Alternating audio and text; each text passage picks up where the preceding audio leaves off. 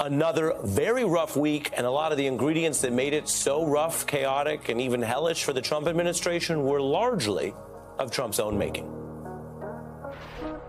President Trump marks 100 days in office next week, but new polling shows voters see little to celebrate. Americans are not buying what Donald Trump is selling them. The polls, they're not extraordinary. He is underwater when it comes to the economy, tariffs, and inflation. It's been one of the worst Aprils since the Great Depression and the most volatile April since the global financial crisis. You saw the markets tanking and blinked. There were a rough couple of days there in the courtroom for the Trump administration. Well, once again today, Donald Trump backed down.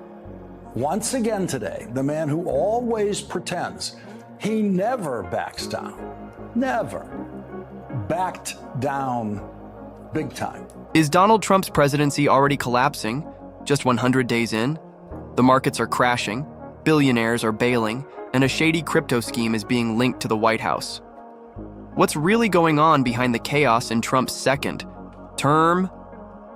As we approach the symbolic 100-day mark of Donald Trump's return to the presidency, it's clear this milestone isn't unfolding the way he likely envisioned. Next Tuesday will officially mark 100 days back in office, and while the administration may try to spin it as a time for celebration, the mood across much of the country is anything but festive.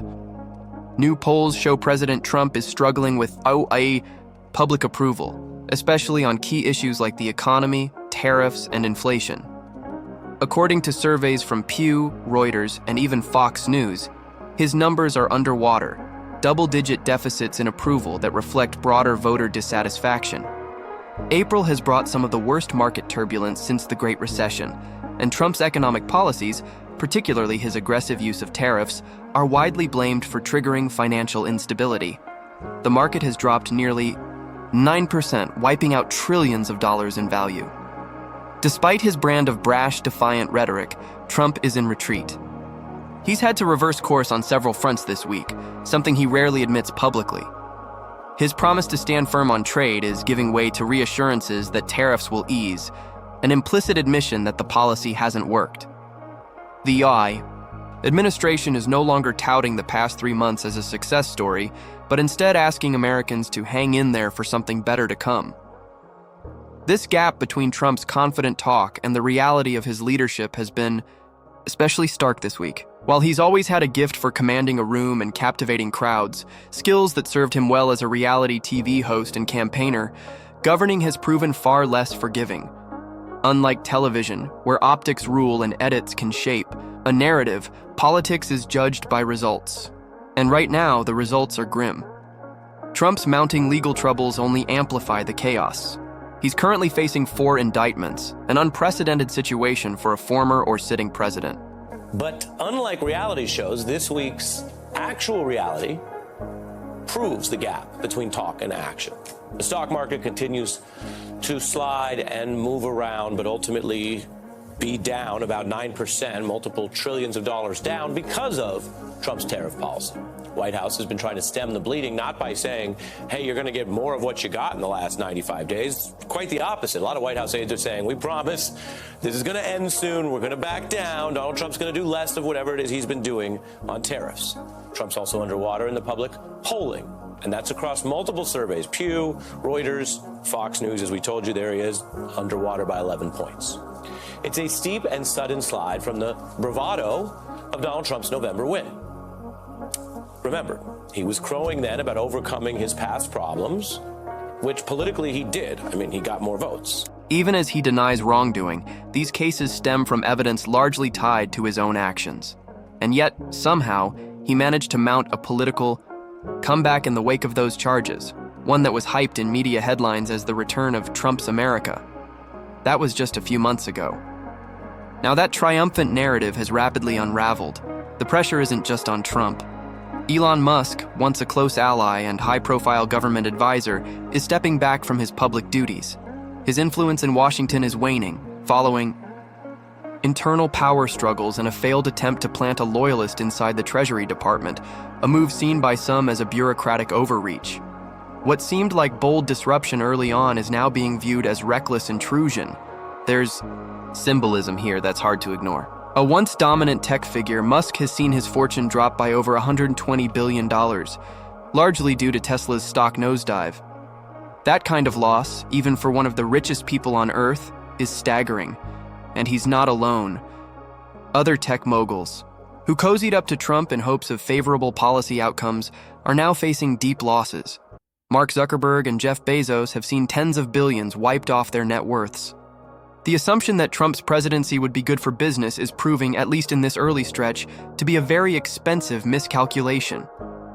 Meanwhile, the Trump orbit is beset by infighting and leaks. Allies are turning on each other. Tensions are spilling out in national security and economic circles. And behind the headlines of dysfunction, there's something even more disturbing happening. A surge of questionable fundraising tactics that appear to blur the line between political finance and personal enrichment. This week, Trump's team publicly promoted a crypto investment scheme that offers donors a chance to dine with the president in exchange for sizable contributions. That's not a metaphor. That's literally what's being offered. Supporters who purchase millions in Trump coins may gain access to private dinners, potentially at the White House itself. Over $100 million has reportedly been funneled into these digital wallets. Ethics experts warn this comes dangerously close to what could be considered bribery, offering money in exchange for access to a public official. While there's no direct evidence yet of a promised quid pro quo, the optics are troubling. This is more than a throwback to the Clinton-era Lincoln bedroom controversies.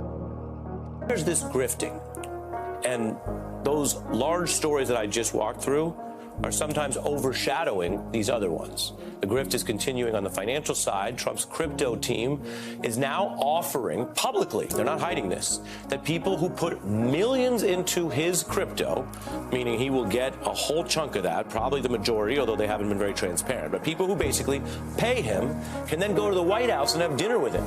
This puts the old Clinton-Lincoln bedroom scandals to shame.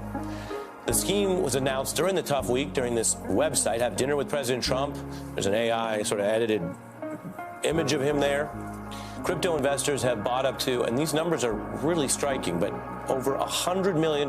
Reading from this Post story, this was on the front page of the Washington Post, 27 what they call wallets, with more than $8 million in these crypto Trump coins worth about $100 million. This has boosted the value of Trump's crypto assets himself. They estimate it. It's a potential test of the line between campaign finance and personal gain, with real legal implications if any official favors are linked to these crypto investments. All of this paints a picture not of a triumphant administration nearing a major milestone, but of one reeling under pressure, economically, politically, and ethically. Trump's team once promised a roaring market, lower prices, and a return to greatness. But the reality, as it stands today, is marked by economic losses, political chaos, and ethical questions that no prior president has faced in their opening months. So as we close out this pivotal week, one question looms large. Are things falling apart? The phrase may sound dramatic, but it's increasingly relevant.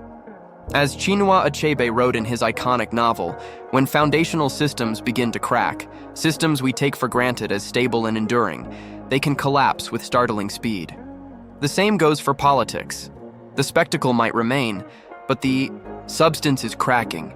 And those losses, economic, political, personal, are stacking up fast.